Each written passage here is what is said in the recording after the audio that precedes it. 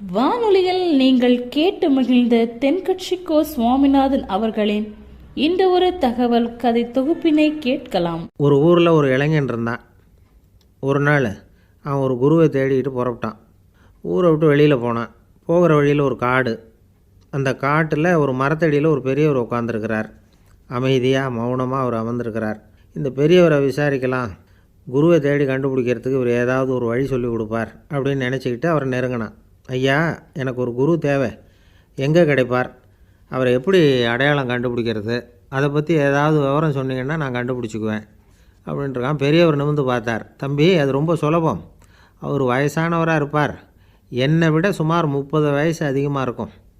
அவர் ஒரு மரத்தடியில் தான் உட்காந்துருப்பார் அப்படின்ட்டுருக்கான். சரிங்க பெரியவரே, அது என்ன மாதிரியான மரம், எப்படி இருக்கும் அப்படின்னு கேட்டிருக்கான். பெரியவர் அந்த விவரங்களையும் சொல்லியிருக்கிறாரு. அது மட்டும் இல்லை, சந்திக்கிற நாள், நேரம், வினாடி முதற்கொண்டு எல்லா விவரங்களையும் துல்லியமாக சொன்னாராம். இவ்வளவு விவரங்களை இவரால் எப்படி சொல்ல முடியுது அப்படின்னு இவனுக்கு ஆச்சரியம். இருந்தாலும் அந்த பெரியவர் கடைசியாக ஒரு விவரம் சொன்னார். அது என்ன தெரியுமா, எப்படியும் நீ அவரை சந்திக்கிறதுக்கு ஒரு 30 வருஷம் ஆகும் அப்படின்னு சொல்லிவிட்டாராம். ரொம்ப நன்றிங்க பெரியவரே அப்படின்னு சொல்லிவிட்டு அந்த இளைஞன் புறப்பட்டுருக்கான். இப்போ அவனுக்கு குரு பற்றின விவரம் எல்லாம் கிடச்சிட்டுது, சந்திக்கிற நேரமும் தெரிஞ்சுட்டுது. ஆனால் 30 வருஷம் அவரை தேடி அலைய வேண்டியிருக்குமே. அவன் தேட ஆரம்பித்தான். காடு மலை எல்லாம் சுற்றி அலைஞ்சான். பல வருஷங்கள் தேடினான். அழுத்து போயிட்டான். கடைசியில் அவனுக்கும் வயசாகிட்டுது. கடைசியில் தன்னுடைய சொந்த ஊருக்கே திரும்பி போய்கிட்டு இருந்தான். அங்கே ஒரு மரத்தடியில் அவன் தேடிக்கிட்டு இருந்த குருநாதர் கிடைச்சார். யார் அவருன்னா, 30 வருஷத்துக்கு முன்னாடி வழி சொல்லி கொடுத்தாரில்ல அதே பெரியவர். அவருக்கு இப்போ 30 வயசு அதிகமாக இருந்தது. அதே மரம். அன்னைக்கு பெரியவர் சொன்ன அடையாளம் இப்போ பொருத்தமாக இருந்தது. இப்போ அந்த பெரியவர் சொன்னார், சரியாக வந்து சேர்ந்துட்டேன், வா, உனக்காக தான் நான் இவ்வளவு காலமும் காத்துக்கிட்டு இருந்தேன் அப்படின்னாரான். என்ன சொல்கிறீங்கன்றிருக்கான். 30 வருஷத்துக்கு முன்னாடி என்கிட்ட வந்தியே, அப்போவே என் காலம் வந்து முடிஞ்சு போயிருந்தது. அப்போவே என்ன உனக்கு அடையாளம் தெரியல, அதனால் இவ்வளவு காலம் உனக்காக காத்துட்ருக்கும்படி ஆகிட்டுது அப்படின்னாரான். ஐயா, அப்போவே நீங்கள் சொல்லியிருக்கலாமே, இதுதான் 30 வருஷம் கழித்து நீ சந்திக்க போகிற இடம், நான் தான் உன்னுடைய குரு அப்படின்னு சொல்லியிருக்கலாமே அப்படின்ட்டுருக்கான். அந்த பெரியவர் சிரிச்சுக்கிட்டே இதுக்கு பதில் சொன்னாராம். நான் எவ்வளவோ விவரமாக தான் சொன்னேன், நீ சரியாக புரிஞ்சிக்கல. காரணம், அப்போது நீ போதுமான அளவுக்கு பக்குவம் பெற்றிருக்கவில்லை. அதனால் புரியும் சக்தி இல்லாமல் போயிட்டுதப்போ 30 ஆண்டு காலம் நீ அலைஞ்சி தெரிஞ்சிருக்கிற. அது காரணமாக இப்போ உனக்கு அந்த பக்குவம் வந்துட்டுது. அதனால தான் அடையாளம் காண முடிஞ்சுது, நானே உன்னுடைய குரு அப்படின்னாராம். இதிலேருந்து என்ன தெரியுதுன்னா, ஆன்மீகத்தில் மாணவனாக சேர்றதுக்கு கூட ஒரு பக்குவத்தன்மை தேவைப்படுது. ஒரு பெரிய ஞானி, அவர்கிட்ட சீடனாக இருக்க ஒருத்தன் வந்தான். எதிரில் நின்னான். ஞானி அவனை வெகு நேரம் உற்று பார்த்தார். அப்புறம் சொன்னார், சீடனாக இருக்கிறது ரொம்ப சிரமம்னார். நான் தயாராக இருக்கிறேன்னா. அது இன்னமும் சிரமமாச்சே, இங்கே வந்து குருவாக இருக்கிறது மட்டுமே சுலபம் அப்படின்னாராம். அப்படின்னா நான் குருவாகவே ஆகிடுறேன் அப்படின்னானா. இது போலவே இந்த காலத்தில் கதை ஒன்று உண்டு. ஒரு பள்ளிக்கூடத்தில் வகுப்பு ஆசிரியர் மாணவனை திட்டிக்கிட்டு இருந்தார். டேய், நீ 100க்கு 10 மார்க்கு தான் வாங்கிக்கிட்டு இருக்க. இவ்வளவு மோசமாக நீ படித்தா கடைசியில் மாடு மேய்க்கிறது கூட லாய்க்கு இல்லாதவனா ஆகிடுவேன்.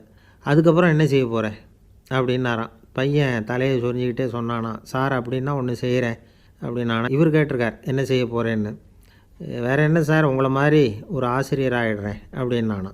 வாழ்க்கையில் சில சந்தர்ப்பங்களில் நாம் வந்து சில அவமானங்களை சந்தித்தே தீர வேண்டியிருக்கு. என்ன பண்ணுறது, காலம் அப்படி. அவமானப்படுறவங்க உடனே அடங்கி போய்டுறது தான் உலக வழக்கம். அவமானப்பட்டால் உடனே சீறி எழறவங்களும் உண்டு. ஆனால் அதையே ஒரு சவாலாக எடுத்துக்கிட்டு முன்னுக்கு வர்றவங்களும் சில பேர் இருக்கிறாங்க.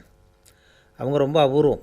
இன்றைக்கி மனோதத்துவ நிபுணர்கள்லாம் என்ன சொல்கிறாங்க தெரியுமா, அவமானப்பட்டுட்டா உடனே அடங்கி போயிடக்கூடாதான். அதையே ஒரு சவாலாக எடுத்துக்கிட்டு மனசில் ஒரு வைராக்கியத்தோடு முயற்சி பண்ணினா வாழ்க்கையில் எல்லோரும் முன்னேறலாமா. அவமானங்கிறத நாம் வந்து வைராக்கியமாக மாற்றிக்கணும். அதுதான் வெற்றிக்கு வழி. ராமர் வந்து இந்த பூமியில் பிறந்ததே ஒரு வைராக்கியத்தினால தான் சார் அப்படின்னார் ஒருத்தர். எப்படிங்க அது அப்படின்னு கேட்டேன். அவர் சொன்னார், தசரதருக்கு ராமர் வந்து குழந்தையாக வந்து பிறக்கணும், அப்போ தான் இங்கே இருக்கிற கஷ்டங்கள்லாம் நீங்கும் அப்படின்னு சர்வ லோகமும் எதிர்பார்த்துக்கிட்டு இருக்குது. ஆனால் அவர் எப்போ வந்து பிறப்பார் அப்படின்னு யாருக்கும் தெரியல. அந்த காரியம் சீக்கிரம் நடக்கணுமே, அதுக்கு என்ன பண்ணுறது. நாரதர் வந்தார் ஒரு நாள் தசரதரை தேடி. தசரதா, உனக்கு ஒரு செய்தி தெரியுமான்னு ஆரம்பித்தார். அவர் எப்பவும் இப்படித்தானே ஆரம்பிக்கிறது வழக்கம். என்ன விஷயம்னு கேட்டார் தசரதர். தசரதா, நீ அடிக்கடி உன்னோட தேரில் ஏறிக்கிட்டு தேவலோகத்துக்கு போகிற, அங்கே போகிற வர்ற எல்லாம் பண்ணிகிட்ருக்க, எல்லாம் சரி. தேவலோகத்துலேயும் உன்னை நல்லபடியாக தான் வரவேற்கிறாங்க. தேவேந்திரன் உன்னை பிரியமாக அழைச்சிட்டு போய் தன்னுடைய அரியாசனத்திலேயே தனக்கு பக்கத்திலேயே உட்கார வைக்கிறான். நீயும் சந்தோஷமாக உட்காந்து பேசிவிட்டு வந்துடுற. ஆனால் நீ இங்கே வந்ததுக்கு அப்புறம் அங்கே என்ன நடக்குது தெரியுமா உனக்கு அப்படின்னாரான் நாரதர். என்ன நடக்குது எனக்கு ஒன்றும் தெரியலையே அப்படின்னாரான் தசரதர். நாரதர்கிட்ட கிட்டத்தில் வந்து கேட்டிருக்கார், கொஞ்சம் சொல்லுங்கள் என்னது அப்படின்னு. அவர் நெருங்கி வந்தாராம் நாரதரும். மெதுவாக அவர் காதோட காதாக சொன்னாராம். அதாவது நம்ம பாஷையில் சொல்லப்போனால் பற்ற வைக்கிறார்.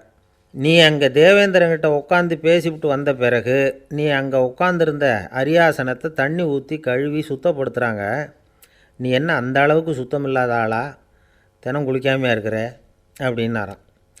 தசரதருக்கு இது ரொம்ப அவமானமாக போயிட்டுது. அப்படியே செய்கிறாங்க அப்படின்னாராம். ஆமாம், நீ வேணும்னா நான் சொல்கிறது உண்மையாக இல்லையா அப்படின்னு சோதனை பண்ணி பார்த்துக்கோ அப்படின்னாரான் நாரதர்.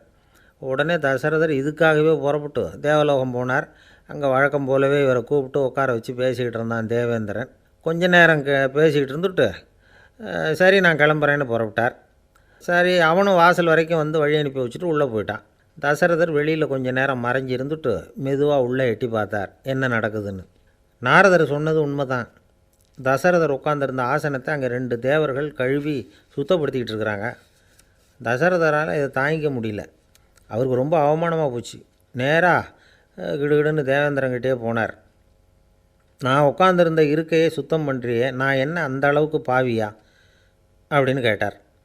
ரொம்ப கோபமாக கேட்டார். தசரதரே, மனுஷனுக்கு 3 கடன்கள் உண்டு. தேவ கடன், ரிஷி கடன், பித்ரு கடன். இதை தீர்க்காதவன் பாவியாகிறான். இதில் மகனை பெறுவதால் தான் பித்ரு கடன் தீரும். உனக்கு மகன் கிடையாது, அதனால் நீ பாவியாகிற. பாவி உட்காந்துருந்த இடம்ங்கிறதுனால அதை சுத்தம் செய்ய வேண்டியது எங்கள் கடமை அப்படின்னு நானும் தேவேந்திரன். இந்த இடத்துல தசரதருக்கு ஏற்பட்ட அவமானம் ஒரு வைராக்கியமாக மாறிச்சு. தேவேந்திரனே கேட்டுக்கோ, ஒரு மகனை பெற்ற பிறகு தான் இந்த சபையில் மறுபடியும் அடி எடுத்து வைப்பேன் அப்படின்னு சொல்லிவிட்டு போயிட்டாராம். போய் புத்திர காமேஷ்டி யாகம் பண்ணார். புத்திரர்கள் பிறந்தார்கள். இந்த கதையில் உள்ள கருத்து என்னென்னா, தேவேந்திரன் தசரதரை அப்படி அவமானப்படுத்தலைன்னா அவருக்கு இப்படி ஒரு வைராக்கியம் பிறந்திருக்குமா யோசித்து பார்க்கணும். நமக்கு ஏற்படுகிற சில அவமானங்களையும் வைராக்கியமாக மாற்றிக்குவோம். அப்படி மாற்றிக்கிட்டோம்னா வாழ்க்கையில் வந்து முன்னேறலாம். நம்ம ஆளுங்க சில பேர் அவமானத்தை வந்து வைராக்கியமாக மாற்றிக்கிறது எப்படி தெரியுமா? நம்மக்கிட்ட ஒரு பையன் சொன்னான், எங்கள் அப்பா என்னை எல்லாருக்கும் முன்னாடி வச்சு திட்டிவிட்டார், பொறுப்பு இல்லாமல் ஊர் சுற்றுறேன்னு சொல்லி அவமானப்படுத்தி விட்டார். இனிமேல் நீ என் முகத்திலேயே முழிக்காதரா போடான்னு வேறு சொல்லிவிட்டார். எனக்கு ரோஷம் வந்துட்டுது. அந்த அவமானத்தை வைராக்கியமாக மாற்றிக்கிட்டேன். அன்னையிலேருந்து அவர் முகத்திலேயே முழிக்கிறது இல்லை அப்படின்னா. அப்படியான்னு கேட்டோம். ஆமாங்க, அவர் வீட்டில் இல்லாத நேரமாக பார்த்து உள்ளே சமையல் கட்டுக்கு போய் சாப்பிட்டுட்டு நைஸாக வெளியில் வந்துடுவேன் அப்படிங்கிறான் அவன். ஒரு விவசாயி விதைக்கிறதுக்காக வயல்வெளி பக்கம் போகிறார். விதைகளை அள்ளி வீசினார். அப்போ என்ன ஆச்சுன்னா, சில விதைகள் வந்து பாதை ஓரத்தில் விழுந்தது. சில விதைகள் முள் செடிகள் மண்டி இருந்த புதருக்கு இடையில் விழுந்தது. சில விதைகள் நல்ல நிலத்தில் விழுந்தது. பாதை ஓரத்தில் விழுந்த விதை என்ன ஆச்சுன்னா, அதெல்லாம் பறவைகள் கண்ணில் போட்டுவிட்டுது. உடனே வந்து உட்காந்து கொத்தி தின்னுட்டு போட்டுது. அதிகமாக மண் இல்லாத பாறை பகுதியில் விழுந்த விதையெல்லாம் லேசாக வேர் விட்டு முளைக்க ஆரம்பிச்சிது. அதுக்கப்புறம் வேர் கீழேயும் ஆழமாக போக முடியல, மேலேயும் சூரிய வெப்பம் அதிகம் தாங்க முடியல, எல்லாம் காஞ்சி கருகி போட்டுது. புதர் பகுதியில் சில விதைகள் விழுந்தது இல்லையா, முள் செடிகள் காடாக மண்டி போயிருந்தது. அதனால் முளைச்சி வர்ற செடிக்கு நெருக்கடி அதிகமாக போட்டுது, சரியாக வளர முடியல, விளைச்சலும் சரியாக இல்லை. நல்ல நிலத்தில் விழுந்த விதைகள் மட்டும் நல்லா முளைச்சிது, நல்லா வளர்ந்தது, விளைச்சலும் பிரமாதமாக இருந்தது. இந்த கதையை சொல்லிவிட்டு கேட்க செவியுள்ளோர் கேட்கட்டும் அப்படிங்கிறார் இயேசு பெருமான். ஆமாம், இயேசு கடலில் நின்ற படகு ஒன்றில் உட்காந்துருக்கிறார். கடற்கரையில் ஏராளமான மக்கள் உட்காந்துருக்கிறாங்க. அந்த சமயத்தில் தான் இயேசு வந்து ஓமைகள் மூலமாக மக்களுக்கு பல உண்மைகளை சொல்லிகிட்டு இருக்கிறார்.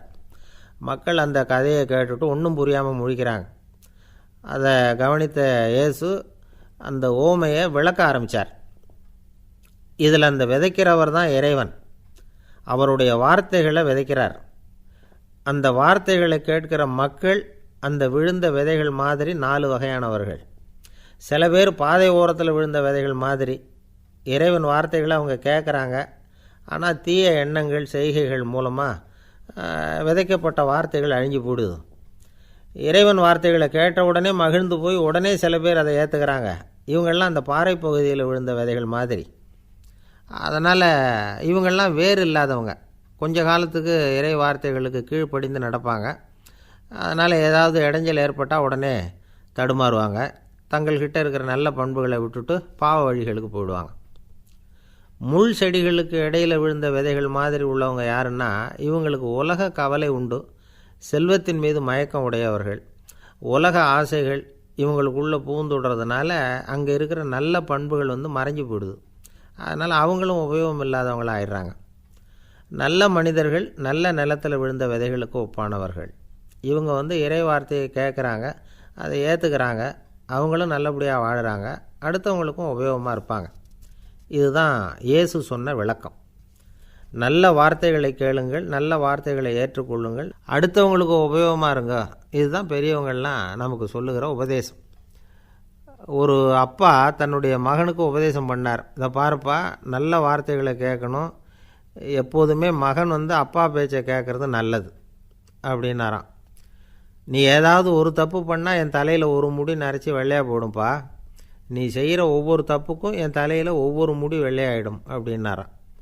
பையன் யோசித்தான், அப்பா இப்போ தான் எனக்கு புரியுது, தாத்தாவோட தலைமுடி பூராவும் வெள்ளையாக இருக்கிறதுக்கு என்ன காரணங்கிறது எனக்கு இப்போ தான் புரியுது அப்படின்னானா. ஒரு ஊரில் ஒரு ராஜா இருந்தார். அவர் அடிக்கடி காட்டுக்கு வேட்டையாட போவார். சில நண்பர்களையும் கூட அழைச்சிக்கிட்டு போவார். காட்டுக்கு போனதும் ஆளுக்கு ஒரு பக்கமாக போய் வேட்டையாடுவாங்க. சாயந்தரமாக திரும்பி வருவாங்க. மறுநாள் அரண்மனையில் உட்காந்து ஒவ்வொருத்தரும் அவங்க அனுபவங்களை எல்லாம் சொல்லிக்குவாங்க.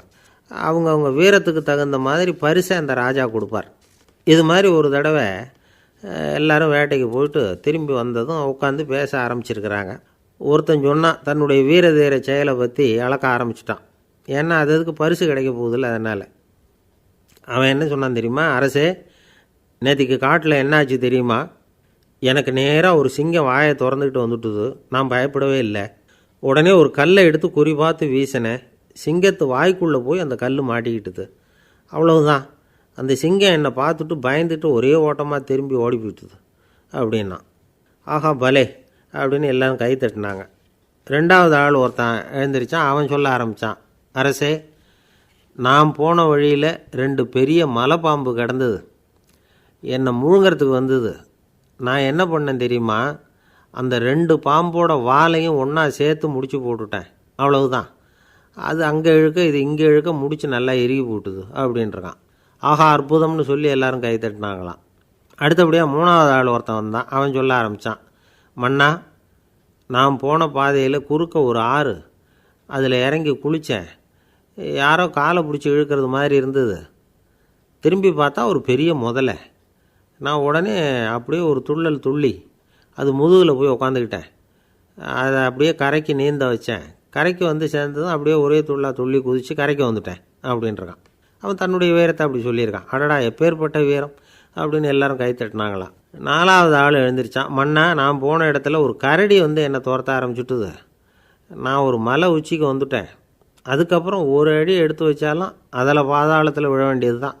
அந்த நேரம் பார்த்து ஒரு பெரிய ராட்சச கழுகு அந்த பக்கமாக பறந்து வந்தது. நான் உடனே அப்படியே உயர எழும்பி அந்த கழுகோட காலை பிடிச்சிக்கிட்டேன். அப்படியே தொங்கிக்கிட்டே வந்தேன்.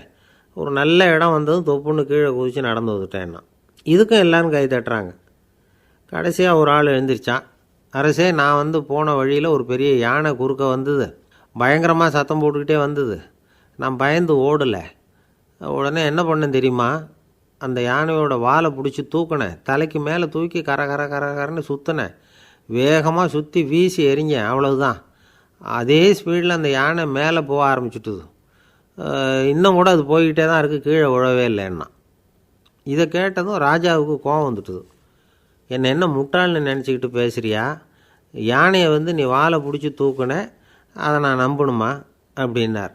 உடனே இவன் பணிவாக பதில் சொன்னான். அரசே, ஒரு சிங்கத்து வாயில் கல் மாட்டிக்கிட்டதை நம்புறீங்க, மலைப்பாம்பு வாலை பிடிச்சி முடிச்சு போட்டதை நம்புறீங்க, முதல்ல முதுகில் சவாரி பண்ணதையும் நம்புறீங்க, கழுகு காலை பிடிச்சிக்கிட்டு பறக்கிறதையும் நம்புறீங்க. அப்படி நம்புகிறப்போ நான் சொன்னதை மட்டும் நம்பக்கூடாதா அப்படின்னு கேட்டானான். பொய் சொன்னவங்கெல்லாம் தலையை தொங்க போட்டுக்கிட்டாங்களாம். ராஜா அவங்கள பார்த்து சொன்னாராம், நீங்கள் எல்லாரும் என்னை முட்டாளாக்கியிருக்கிறீங்க. கடைசியாக பேசின இவன் தான் எனக்கு உண்மை எது பொய் எதுங்கிறத புரிய வச்சிருக்கிறான். இவன் தான் உண்மையான தைரியசாலி அப்படின்னு சொல்லி அவனுக்கே பரிசையெல்லாம் கொடுத்து பாராட்டினாராம். இப்படி ஒரு கதை. உண்மையை நிலைநாட்டுகிறவன் தான் உண்மையான வீரன் அப்படிங்கிறத இதிலிருந்து நாம் புரிஞ்சுக்கணும். இந்த காலத்துல எல்லாம் பொய் சொன்னால் தான் பிழைக்க முடியுங்கிறது ஒரு சில பேரோட நம்பிக்கை. ஒரு அப்பாவுக்கு தன் மகனுக்கு பொய் சொல்ல தெரியலையேங்கிற கவலை. பொய் சொன்னால் தான் இந்த உலகத்தில் பிழைக்கலாம், ஆனால் இவனுக்கு அது தெரியலையே, அதனால் இவனை அழைச்சிட்டு போய் நடுக்கடலில் விட்டுட்டு வந்துடுவோம் அப்படின்னு அழைச்சிட்டு புறப்பட்டான். கடற்கரைக்கு போனான். மகனுக்கு சந்தேகம், எங்கேப்பா என்னை அழைச்சிட்டு போகிறேன்னு கேட்டிருக்கான். கடலில் மீன் பிடிக்க கற்றுக் கொடுக்க போகிறேன் உனக்கு அப்படின்னானா. நான் ஏற்கனவே மீன் பிடிச்சிட்டேனேன்னானா இவன் மகன். எங்கே அதுன்னு கேட்டிருக்கான் அப்பங்காரன். சுட்டு சாப்பிட்டுட்டேன்ருக்கான் புள்ள. அப்பங்காரன் பார்த்தான், சரி நம்ம புள்ள பொழைச்சிக்கோ அப்படின்னு சொல்லி திருப்பி அழைச்சிட்டு வந்துட்டானான். நம்மளில் சில பேர் ரொம்ப தைரியமாக இருப்பாங்க. நாம் கூட சொல்கிறது உண்டு, அந்த ஆளுகிட்ட வர்றதுக்கு எமன் கூட பயப்படுவான் அப்படின்னு சொல்கிறது உண்டு. தைரியசாலிகளை நெருங்கிறதுக்கு யமன் பயப்படுவான் அப்படின்னு சொல்கிறது உண்மை தான். அது பொய் இல்லை. மன வலிமை இருக்குது பாருங்கள், அது மனுஷனை காப்பாற்றும். இது மருத்துவ ரீதியான உண்மை. உடல் கோளாறுகள் மன ஆரோக்கியத்தை பாதிக்கும். மன எழுச்சி, மன போராட்டம் இதெல்லாம் உடல் இயக்கத்தில் மாறுதலை உண்டாக்குது. சில வகையான நோய்களுக்கும் மனசுக்கும் இருக்கிற சம்பந்தம் என்னங்கிறத பற்றியெல்லாம் இப்போ ஆராய்ச்சி பண்ணுறாங்க. ஆஸ்மா, மூட்டு வலி, பெருங்குடல் அழற்சி, உயர் இரத்த அழுத்தம், சோரியாசிஸுங்கிற தோல் வியாதி, வயிற்று புண்ணு, இந்த தைராய்டு நச்சுத்தன்மை, இது மாதிரி நோய்களை உண்டாக்குறதுல மனசோட பங்கு என்னங்கிறத பற்றியெல்லாம் ஆய்வு பண்ணி பார்த்துருக்குறாங்க. எதுக்கு எடுத்தாலும் சோர்ந்து போகிறது, தோண்டு போகிறது, இப்படிப்பட்ட மனவாகு, அதோட யாரும் நமக்கு உதவ முடியாது அப்படிங்கிற மனோபாவம், கைவிடப்பட்ட மனநிலைமை, இதெல்லாம் நோயோட தீவிரத்தை ரொம்ப அதிகரிக்க செய்யுதான். இவங்கெல்லாம் அந்த கை கால் வலிக்குது, உடம்பு அசதியாக இருக்குது, தூக்கம் வரல, முதுகு வலிக்குது, உடம்பில் உணர்ச்சி குறையுது, கை கால் விரல்லாம் மரத்து போகுது, இப்படி ஏதாவது சொல்லிக்கிட்டு டாக்டர்களை தேடி வந்துக்கிட்டு இருப்பாங்க. நெஞ்சு வலி யாருக்கு வருது தெரியுமா? பதற்றம், போட்டி மனப்பான்மை, அளவுக்கு அதிகமான வேகம், துடிப்பு, பேராசை, இதுலேயும் கட்டுப்பாடு, நேரம் தவறாமை, அப்புறம் இதெல்லாம் உள்ள மனவாக உள்ளவங்க இருக்கிறாங்கல்ல, அவங்க பெரும்பாலும் நெஞ்சு வலிக்கு ஆளாயிடுறாங்களாம். ஃப்ரீட்மேன் அப்படிங்கிறவர் நிறைய ஆராய்ச்சியெல்லாம் பண்ணி பார்த்துட்டு இதை உறுதிப்படுத்தியிருக்கிறார். அவர் பண்ணின ஆராய்ச்சியில் என்னெல்லாம் தெரிய வந்தது தெரியுமா? பொறுப்பு அதிகம் உள்ளவங்களுக்கு கண்டிப்பாக இரத்த அழுத்தம் வரும், அதிகமாக இருக்குமா. அதே மாதிரி கண்டிப்பாக இருக்கிறாங்கல்ல, அவங்களுக்கும் இரத்த அழுத்தம் அதிகரிக்குமா. இரத்த அழுத்தம் தனக்கு அதிகமாக இருக்குங்கிறத தெரிஞ்சுக்கிட்டவங்க தலைவலி, மயக்கம், இந்த தலை சுத்தல், அசதி, இது மாதிரியான உணர்வுகளை அவங்களுக்கு வந்துடும், அது மாதிரி உணர்வு. ஆனால் உண்மை என்ன தெரியுமா? இதெல்லாம் இரத்த அழுத்தத்தினால இல்லை. இரத்த அழுத்தம் கட்டுப்பாட்டுக்குள்ளே இருந்தால் கூட இவங்க இப்படி நினைக்கிறாங்களாம். இதுக்கு காரணம் மனசு தான் அப்படிங்கிறார் அவர். சில பேர் எப்படி தெரியுமா? ஒருத்தர் மாரடைப்பால் இறந்து போனார் அப்படின்னு கேள்விப்பட்டால் போதும், இறந்து போகிறதுக்கு காரணம் இதயம்தான் அப்படிங்கிற பீதியால், இதய தளர்ச்சி அப்படிங்கிற மனநோயால் பாதிக்கப்படுறார். இவங்கெல்லாம் அடிக்கடி தங்களுடைய இதய பகுதியை தொட்டு பார்த்துக்குவாங்க, நாடியை பிடிச்சி பார்த்துக்குவாங்க. அடிக்கடி மூச்சை உள்ளுக்கு இழுத்து வெளியில் விட்டு வலி வருதா அப்படின்னு பார்த்துக்கிட்டு இருப்பாங்க. வேறு எங்கேயாவது வலிச்சா கூட நெஞ்சை வலிக்குதா அப்படின்னு பார்ப்பாங்க. நெஞ்சு வலிக்குதுன்னு கூட சில பேர் சொல்ல ஆரம்பிச்சிருவாங்க. ஆஸ்மாவுக்கும் மனசுக்கும் சம்பந்தம் உண்டு. தீர்வு காண முடியாத மன போராட்டங்கள் எல்லாத்துக்கும் அடுத்தவங்களையே சார்ந்திருக்கிற மனநிலை, இதெல்லாம் ஆஸ்மாவினுடைய தீவிரத்தை அதிகப்படுத்திடும். பயம், இது எப்படின்னா என்ன நடக்குமோங்கிற பதற்ற நிலை, அப்புறம் இந்த பயம், இதெல்லாம் சுவாசித்தலை அதிகரிக்க செய்யுது இல்லையா. இதனால் இரத்தத்தின் காரத்தன்மை அதிகமாகி நோயின் தீவிரமும் அதிகமாகுது. மன போராட்டம், மனக்கவலை, மன இறுக்கம், இதெல்லாம் தோல் வியாதியை தூண்டி விடுதான்.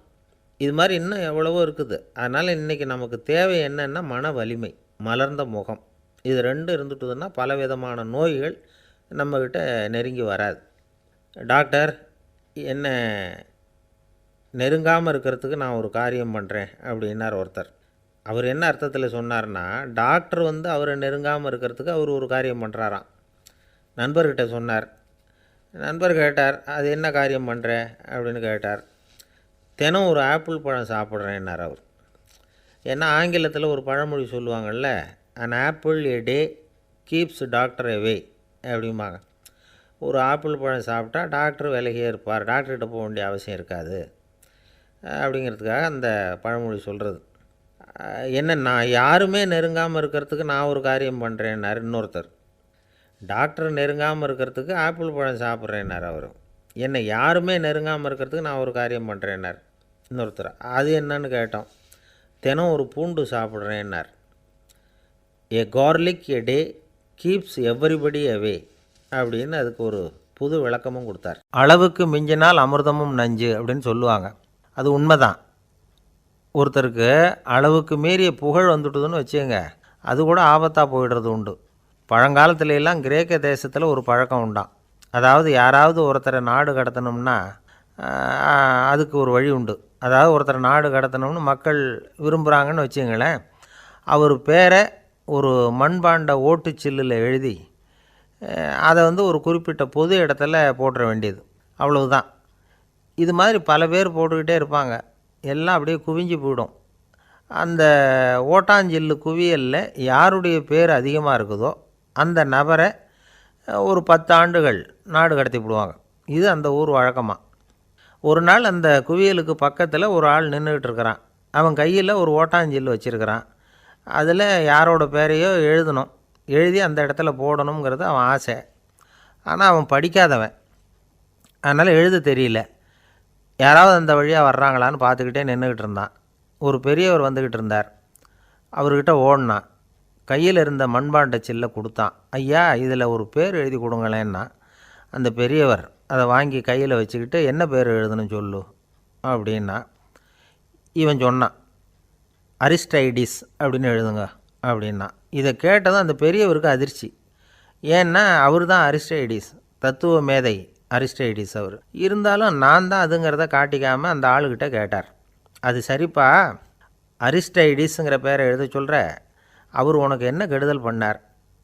அவர் பேரை இதில் எழுத சொல்கிறியே அப்படின்னு கேட்டிருக்கார். அதுக்கு இவன் சொன்னானா, அவர் எனக்கு எந்த கெடுதலும் பண்ணலை, அவரை நான் பார்த்தது கூட இல்லை அப்படின்ட்டுருக்கான். அப்புறம் எதுக்காக அவரை வந்து நாடு கடத்தணும்னு நீ ஆசைப்படுற அப்படின்னு கேட்டிருக்கார். இப்போ அந்த ஆள் சொல்கிறான், அரிஸ்டைடஸை பற்றி எல்லாரும் பேசுகிறாங்க, அவர் ரொம்ப நல்லவர், அவர் ஒரு பெரிய அறிவாளிங்கிறாங்க, அவர் ஒரு பெரிய வள்ளல், பேரறிஞர், இப்படி எல்லாரும் சொல்கிறத கேட்டு கேட்டு எனக்கு ரொம்ப அலுத்து போயிட்டுது, அதனால தான் வெறுப்பாயிட்டேன் அப்படின்னு நானும். இதிலேருந்து என்ன தெரியுது? நாம் நல்லவனாக இருக்கிறதுல ஒன்றும் இடைஞ்சல் இல்லை. ஆனால் நம்மளை நல்லவன் எல்லாரும் சொல்ல ஆரம்பிச்சிட்டாங்கன்னு வச்சுக்கோங்க, அப்போ இடைஞ்சல் ஆரம்பம்னு அர்த்தம். எதுவுமே அளவுக்கு மிஞ்சி போகாமல் பார்த்துக்க வேண்டியது ரொம்ப அவசியம். அளவுக்கு அதிகமாக ஆசைப்படாதவங்களில் ஆப்ரஹாம் லிங்கனும் ஒருத்தரான். அவர் ஒரு தடவை தன்னுடைய நண்பர்கள்கிட்ட பேசிக்கிட்டு இருந்தாராம். ஒருத்தர் கேட்டிருக்கார், ஒரு மனுஷனுக்கு கால்கள் வந்து எவ்வளோ உயரம் இருக்கணும் அப்படின்னு கேட்டாராம். இதுக்கு ஆப்ரஹாம் லிங்கன் சொன்னாராம், அது என்ன, இடுப்புலேருந்து தரையை தொடுற அளவுக்கு உயரம் இருந்தால் போதும் அப்படின்னாராம். எது ரொம்பவும் கஷ்டமான காரியம் அப்படின்னு கேட்டார் ஒருத்தர்.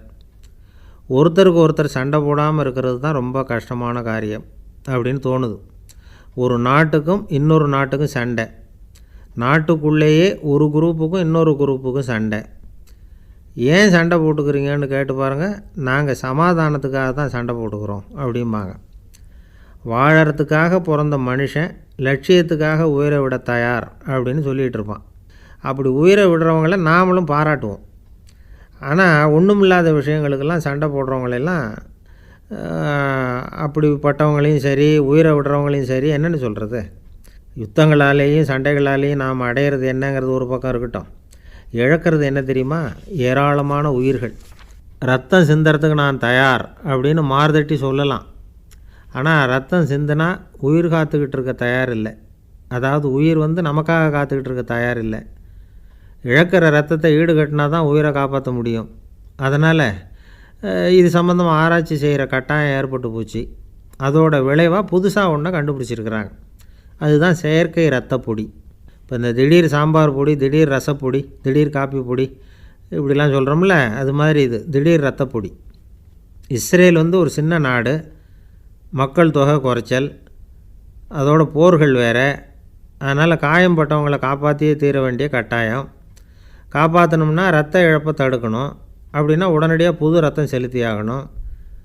திடீர்னு ரத்தம் வேணும்னா எங்கே போகிறது? அதுவும் கிடைக்கிற ரத்தம் சேர்கிற குரூப்பாக இருக்கணும்.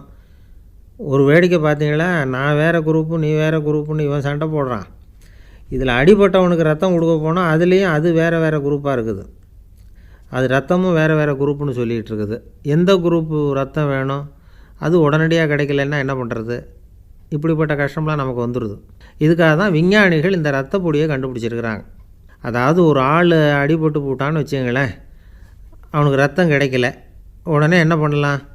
இந்த சுத்தப்படுத்தப்பட்ட தண்ணீரை கொஞ்சம் எடுத்துக்க வேண்டியது, அதில் இந்த ரத்த பொடியை கரைக்க வேண்டியது. இப்போ இந்த செயற்கை ரத்தம் வந்து தயாராகிட்டுது. இதை அந்த ஆள் உடம்புல ஏற்றி விட்ற வேண்டியது. இயற்கையாக நம்ம உடம்பில் இருக்கிற ரத்தம் என்னென்ன வேலை செய்யுதோ அதே வேலையை இதுவும் செய்யும். அதாவது ஆக்சிஜனை உடம்பில் எல்லா இடத்துக்கும் எடுத்துகிட்டு போகுது. அந்த வேலையை இந்த செயற்கை ரத்தமும் செஞ்சுருது. ஆனால் ஒரு விஷயம், இந்த செயற்கை ரத்தம் ஒரு அவசரத்துக்கு தான் உபயோகப்படுத்தலாம், ஒரு முதல் உதவி மாதிரி. அதை அப்படியே நிரந்தரமாக விட்டுற முடியாது. பின்னாடி வந்து தேவையான குரூப்பு உண்மையான ரத்தம் கிடைச்ச உடனே அதை செலுத்திக்கணும். உண்மையான ரத்தத்தை 20லேருந்து 40 நாள் வரைக்கும் தான் பாதுகாக்க முடியும். அதுவும் குளிர்பதன பெட்டியில்.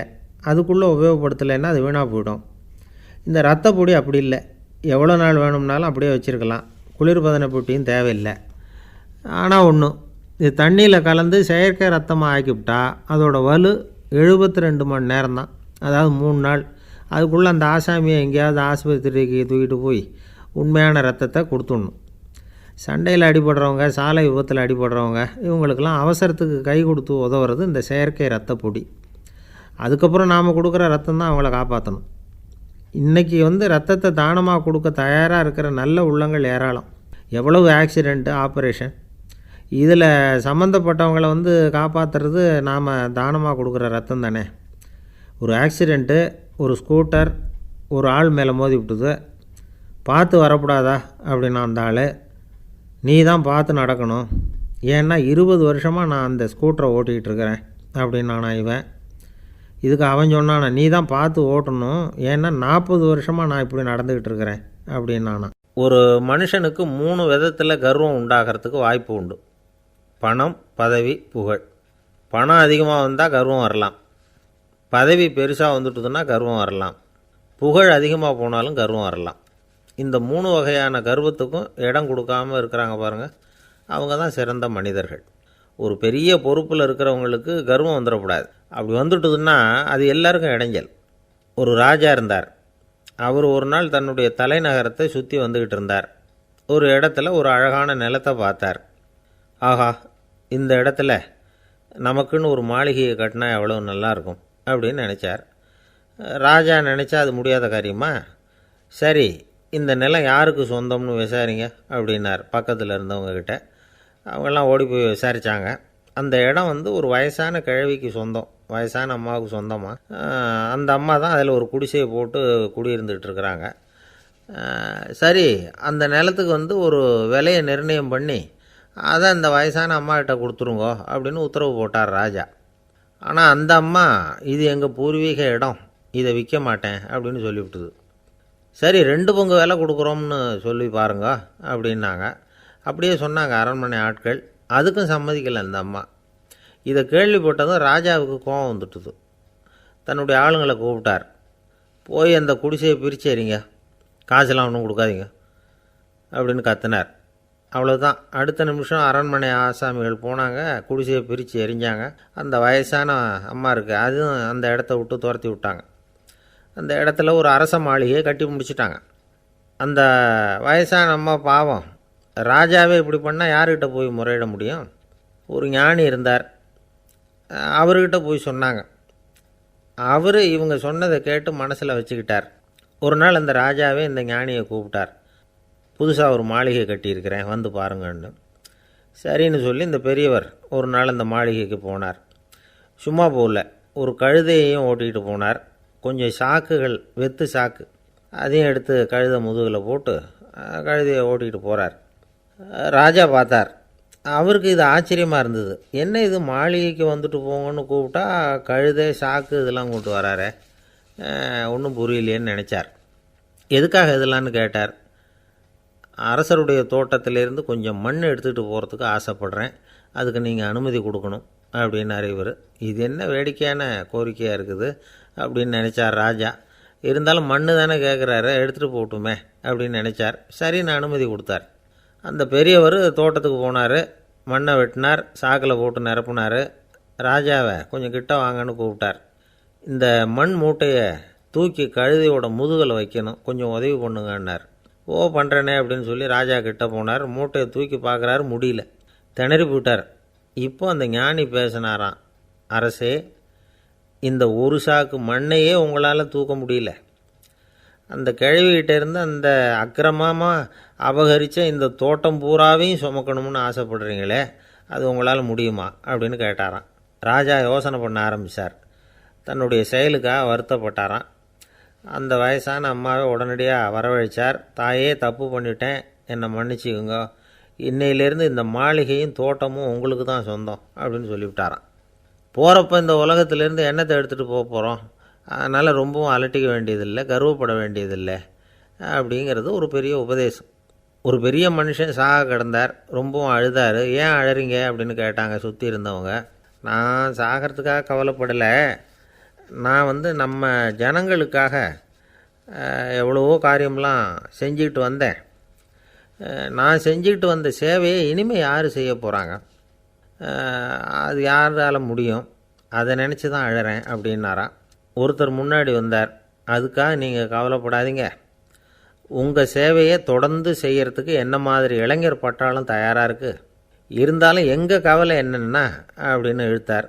என்ன சொல்லுங்கன்னு கேட்டார் அவர். நீங்கள் இது வரைக்கும் என்ன சேவை செஞ்சுக்கிட்டு வந்தீங்க, அதுதான் எங்களுக்கு இன்னமும் புரியாத புதிராக இருக்குது அப்படின்னாராம் அவர். ஒரு காடு, நல்ல மரம்லாம் செழிச்சு இருந்தது. அப்படிப்பட்ட காட்டில் ஒரு சாது இருந்தார். அவர் எப்படின்னா எப்பவும் ஒரு மரத்தடியில் உட்காந்துருப்பார். ஏன்னா அவருடைய இருப்பிடமே அதுதான். அவர் என்ன பண்ணுவார், 3 கல் வச்சுருந்தார். செங்கல் மாதிரி இருக்கும், ஆனால் அதை விட கொஞ்சம் பெருசாக இருக்கும். எதுக்கு அந்த 3 கல்லுன்னா அதுதான் அவருடைய படுக்கை. அதாவது தூங்குறப்ப ஒரு கல்லை தலைக்கு கீழே வச்சுக்குவார், இன்னொரு கல்லை இடுப்புக்கு கீழே வச்சுக்குவார், இன்னொரு கல்லை காலுக்கு கீழே வச்சுக்குவார். உடம்பை அப்படியே ஒரு தகட்டால் மூடிக்குவார், அப்படியே தூங்கி போடுவார். மழை பெய்யுதுன்னு வச்சுங்க, அவர் உடம்பு 3 கல் மேலே இருக்குதா, அதனால் தண்ணி அடியில் ஓடி போடும், உடம்பு நனையாது. மேலே தகடு இருக்கிறதுனால மழையும் உடம்புல படாது. அவர் தூக்கமும் கெடாது, நிம்மதியாக தூங்குவார். பகலில் அந்த 3 கல்லையும் ஒரு சேர ஒரு அடுப்பு மாதிரி வச்சு அது மேலே உட்காந்துக்குவார். அதனால் பாம்பு பூச்சி எதுவும் அவரை தொந்தரவு பண்ணுறதில்ல, அது பாட்டுக்கு நகர்ந்து போயிடும். அவர் பாட்டுக்கு நிம்மதியாக இருப்பார். யாராவது எதையாவது கொண்டுகிட்டு கொடுத்தா அதை வாங்கி சாப்பிடுவார், அவ்வளவுதான். ஒரு நாள் அந்த நாட்டு அரசன் காட்டுக்கு வேட்டையாட வந்தான். அந்த வழியாக வந்தப்போ இந்த சாது படுத்துருக்கிறத பார்த்தான், பரிதாபப்பட்டான். ஐயோ பாவம், இவர் இப்படி இந்த கல் மேலே உடம்பை வச்சுக்கிட்டு தூங்குறாரே, என்ன பாடுபடுவார், இவரை நாம் அரண்மனைக்கு அழைச்சிட்டு போய் சுகமாக நிம்மதியாக இருக்கிறதுக்கு வழி செஞ்சு கொடுப்போம், அது ரொம்ப நல்லாயிருக்கும் அப்படின்னு நினச்சான். அப்படி நினச்சிக்கிட்டே அரண்மனைக்கு வந்துட்டான். அதுக்கப்புறம் ஒரு பல்லக்கையும் 2 சேவகர்களையும் காட்டுக்கு அனுப்பி அந்த சாதுவை மெதுவாக இங்கே அழைச்சிட்டு வந்துடுங்க அப்படின்னு சொல்லி அனுப்பி வச்சான். இவங்க போய் அவர்கிட்ட விவரத்தை சொன்னாங்க. எனக்கு என்னத்துக்கு அரண்மனை வாசம் அப்படின்னார். இருந்தாலும் மன்னர் உத்தரவு, நீங்கள் அவசியம் வரணும் அப்படின்னாங்க இவங்க. சரின்னு சொல்லிவிட்டு வேறு வழி இல்லாமல் புறப்பட்டார். புறப்படும் பொழுது என்ன பண்ணார்னா, மறக்காமல் அந்த 3 கல் ஒரு தகடு அதையும் எடுத்து பல்லக்கில் வச்சுக்கிட்டார். என்னத்துக்கு இதையெல்லாம் எடுத்து வைக்கிறாரு அப்படின்னு சொல்லி அவங்க யோசனை பண்ணாங்க. இருந்தாலும் அதை பற்றி ஒன்றும் கேட்கல. பேசாமல் அவரை அழைச்சிட்டு போய் அரண்மனையில் விட்டுட்டாங்க. அரசன் ஓடி வந்தான், வரவேற்றான், அறுசுவை உணவு படைத்தான். அவர் படுக்கிறதுக்கு தங்க கட்டில், பட்டு மெத்தை, இப்படி எல்லாம் ஏற்பாடு பண்ணி வச்சான். இங்கே படுத்து ஓய்வு எடுத்துக்குங்க அப்படின்னு சொல்லிவிட்டு அவன் பாட்டு போயிட்டான். மறுநாள் காலையில் பார்க்குறான், சாது படுத்துருக்கிறார். எப்படி தெரியுமா, அந்த பட்டு மெத்தை மேலே 3 கல்லையும் வச்சு வழக்கம் போலவே அது மேலே படுத்துருக்கிறார். அதுக்கு மேலே தகடு. அரசன் பார்த்துட்டு அதிர்ச்சி ஆகிட்டான். என்ன சுவாமி இப்படி அப்படின்னா, சாது சொன்னார், எனக்கு வந்து தேவையும் இல்லை குறையும் இல்லை, எல்லா இடத்துலையும் எனக்கு ஒரே மகிழ்ச்சி தான் அப்படின்னார். மகிழ்ச்சிங்கிறது தங்க கட்டிலேயோ பட்டு மெத்தையிலையோ இல்லை, அது வந்து மனசில் இருக்கிற ஒரு விஷயம். உண்மையான மகிழ்ச்சிக்கு வழி வந்து மனப்பக்குவம் அப்படிங்கிறது அந்த அரசனுக்கு புரிஞ்சுதான். இந்த காலத்தில் ஒரு சாமியார், அவரை தேடி ஒரு சீடன் வந்தான். என்னாச்சு தெரியுமா, சுவாமி எனக்கு நிம்மதி வேணும், அதுக்கு என்ன வழின்னு கேட்டான். சாமியார் நிமிர்ந்து பார்த்தார். அப்புறம் சொன்னார், நீ ஏகப்பட்ட பேர்கிட்ட கடன் வாங்கியிருக்கிற, அதையெல்லாம் திருப்பி கொடுத்தா தான் உனக்கு நிம்மதி கிடைக்கும்னார். இவனுக்கு ஆச்சரியம். அது எப்படி சாமி, அவ்வளவு கரெக்டாக நான் கடன் வாங்கினதை கண்டுபிடிச்சிங்க அப்படின்னா. உனக்கு கடன் கொடுத்து சாமியாராக போனதே நான் தான்ப்பா, அதனால தான் இந்த கதிக்கு வந்தேன். என்கிட்டயே வந்து நிம்மதிக்கு வழி கேட்குறிய, அதுதான்டா வேதனை அப்படின்னாராம் அவர். ஒரு காடு, அங்கே புத்தர் அவர் பாட்டுக்கு நடந்து போய்கிட்டே இருக்கிறார். அவருக்கு பின்னாடி ஒரு குரங்கு, அதுவும் தொடர்ந்து வந்துக்கிட்டே இருக்குது. புத்தர் திரும்பி பார்த்தார். குரங்கு அப்படியே குதித்து உயர எழும்பி ஒரு கிளையில் போய் உக்காந்துது. ஏன் இப்படி பண்ணுறேன்னு கேட்டார் புத்தர். என்னை சாதாரணமாக நினைக்க வேணாம், நான் வந்து மகாமந்தி, என்னால் எல்லாம் முடியும், முடியாதுங்கிற வார்த்தையே என்னுடைய அகராதியில் கிடையாது, என்ன வேணும்னாலும் செய்வேன் அப்படின்னுது. அப்படின்னா ஒரு பந்தயம் வச்சுக்கலாமான்னார் இவர். ஓ வச்சுக்கலாமேன்னுது. வேறு ஒன்றும் இல்லை, இப்போ நீ மேலே எழும்பி அந்த கிளையில் உட்காந்தது மாதிரி அங்கேருந்து தாவி என் உள்ளங்கையில் வந்து உட்காரணும், அவ்வளவுதான் அப்படின்னார். அப்படி உட்காந்துட்டா என்ன பரிசு அப்படின்னு கேட்டது அது. சொர்க்கத்தில் இருக்கிற மாமன்னன் மரகத சக்கரவர்த்தியை என்னோட வந்து இருக்கும்படியாக கூப்பிட்டுக்கிறேன். அந்த சமயத்தில் அவருடைய அரியணை வந்து அங்கே காலியாகிடும், நீ அதில் போய் உட்காந்துக்கலாம். பந்தயத்தில் தோத்துட்டா ஒரு கல்ப காலம் இந்த பூமியில் வாழ வேண்டியிருக்கும், அதுக்கு பிறகு தான் என்கிட்ட வர முடியும், என்ன சொல்கிற அப்படின்னார். குரங்குக்கு தாவறது ஒரு பெரிய காரியமா, இது எனக்கு ரொம்ப சாதாரண விஷயம், என்ன இப்போவே தாவட்டுமா அப்படின்னுது. சரின்னு சொல்லி உள்ளங்கையை நீட்டினார். அவருடைய கை தாமரை இலை அளவுக்கு அப்படியே விரிஞ்சுது. குரங்கு சௌகரியமாக வந்து உட்கார்றதுக்காக. குரங்கு தாவறதுக்கு தயாராச்சு. அதுக்கு முன்னாடி ஒரு சின்ன யோசனை அதுக்கு.